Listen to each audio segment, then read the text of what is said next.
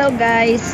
Meron akong ipapakilala na naman sa inyong recipe, ang adobong pusit. Pero bago yan, please click the like, subscribe, and the notification bell. Okay guys, eto, nag-prepare ako ng bawang, luya, sibuyas, ginisa ko. And then, syempre, yung pusit, igigisa ko yan, nilar ng suka, at saka konting asin at konting pampalasa.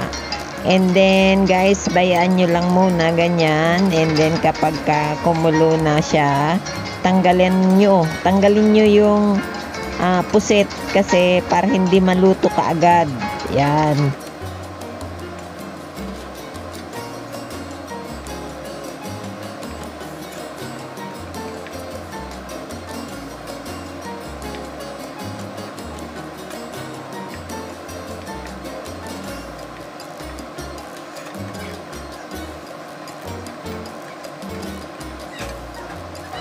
Tapos, bayaan nyong maging malapot yung sabaw bago nyo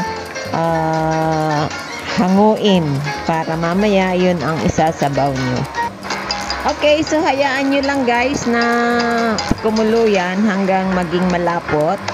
Tapos, pwede na, pag malapot na, pwede na natin tikman ayan, tikman natin.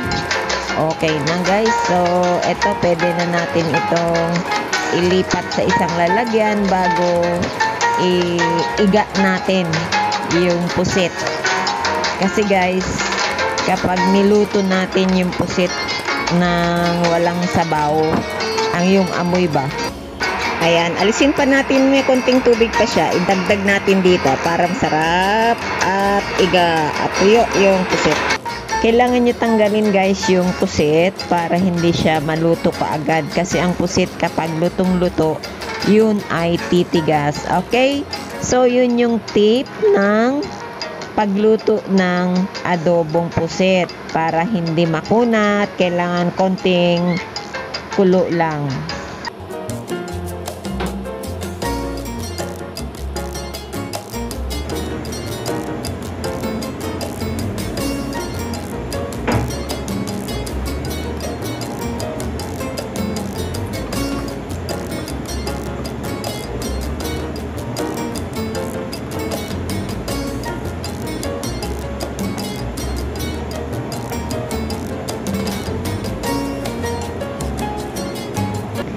Ayan guys, pinlapot na. Pwede na nating tanggalin. Ilagay na natin sa isang lalagyan. Tapos, ibalik natin yung mga sibuyas, bawang at luya. Ayan, piliin natin.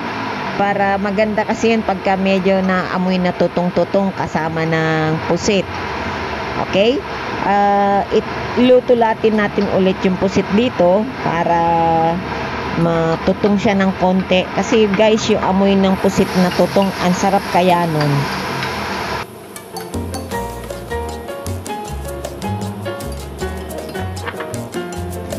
Okay, dagdagan natin ng konting paminta guys.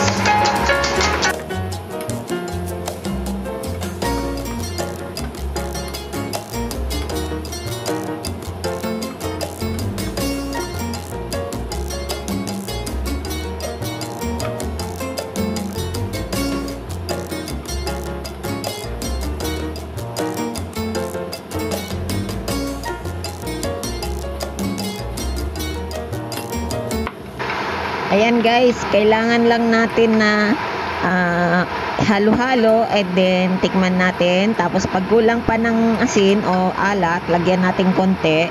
Pero patay na natin guys yung gas, yung kalan para yung init, sayang kasi.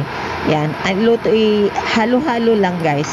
Tapos maamoy mo, naaamoy ko na guys, naamoy ko na yung amoy pusit. Ang sarap.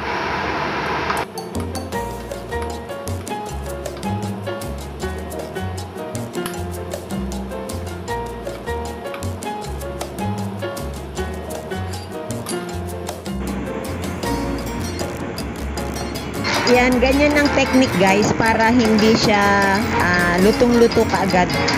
Ibig sabihin, hindi siya ma-overcook kasi kapag overcook ang pusit, makunat. Try nyo yan.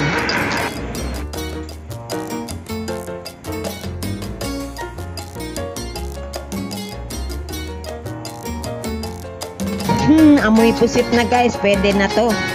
Hanguin na at ilagay ko na yung sabaw. So, ayan na guys. Nakita nyo, ang sarap. Amoy pusit talaga na mabangong. Hindi misa sa bawang. Wow! Tara, tikim na natin. Kain na guys. Okay, salamat sa adobong pusit ni Mami Val. Thank you!